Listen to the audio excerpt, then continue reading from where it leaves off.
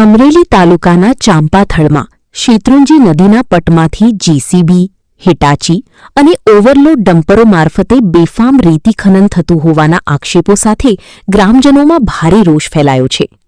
નદીના પટમાં ઊંડા ખાડા પડતા ખેડૂતોની જમીનનું ધોવાણ, ભૂગર્ભ જળસ્તરમાં ઘટાડો અને પાણીની સમસ્યા સર્જાતી હોવાનો સ્થાનિકોનો આક્ષેપ છે.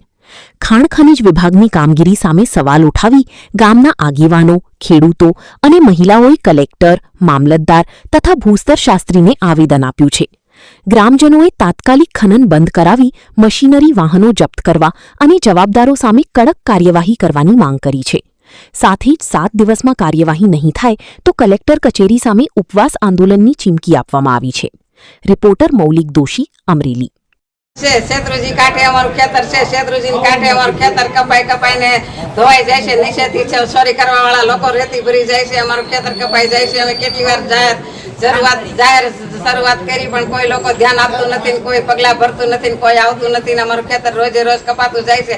તો અમારું ખેતર હાવ કપાઈ જાય પછી વયું જાય પછી અમારે શું કરવું? અમને કોને ખેતર આપશે? શેના હિસાબે અમારું ખેતર કપાય તો તમારે રાત અવરાવાર આવી શેની હિસાબે તું નથી. મારું નામ બટુકભાઈ બાલુભાઈ ભૂટ. મારું ગામ ચાંપાથળ છે. અમરેલીથી 7 કિલોમીટર આગળ આવેલું છે. અમારા ગામની ભાગોળમાં શેત્રુંજી નદી નીકળેલી છે, જ્યાં રેતી માફિયાઓ બેફામ રેતી ચોરી કરે છે. મોટા મોટા હિટાચી, ડમ્પરો, જેસીબીથી રેતી ચોરી કરે છે. અમે વારંવાર આવેદનપત્ર આપવા છતાં આ તંત્રના પેટનું પાણી હલતું નથી. હવે અમે આજે કલેક્ટરશ્રીને, મામલતદાર કચેરી અને ભૂસ્તરશાસ્ત્રી ખાણ ખનિજને અમે આ આવેદનપત્ર આપેલું છે. જો આ દિન 7માં આનો કોઈ નિવાડો નહીં આવે તો અમે ઉગ્ર આંદોલન, ઉપવાસ ઉપર મામલતદાર કચેરીની આગળ અમે ગ્રામજનોએ નક્કી કર્યા મુજબ અમે ધરણા ઉપર બેસશું. એની તમામ જવાબદારી પ્રશાસનની રહેશે.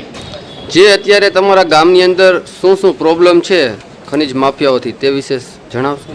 અમે માફિયાઓને કહીએ છીએ કે ભાઈ તમે અહીંયા ચલાવતા નહીં, તો એમ કહે છે કે ભાઈ અમારું સેટિંગ છે, તમારે થાય એ કરી લેજો, અમારા વાહન તો અહીંયા ચાલવાના જ છે. નંબર 2, અમારા ગામની પાદરમાં જ એક પ્રાથમિક સ્કૂલ આવેલી છે, જ્યાં બાળકો ભણવા જાય છે. એ જ રસ્તા ઉપર બેફામ આ રાક્ષસી ડમ્પરો ચાલે છે અને છોકરાને જાનનું જોખમ છે. હવે એમાં કોઈની જાનહાનિ થાય તો એનો જવાબદાર કોણ રહેશે?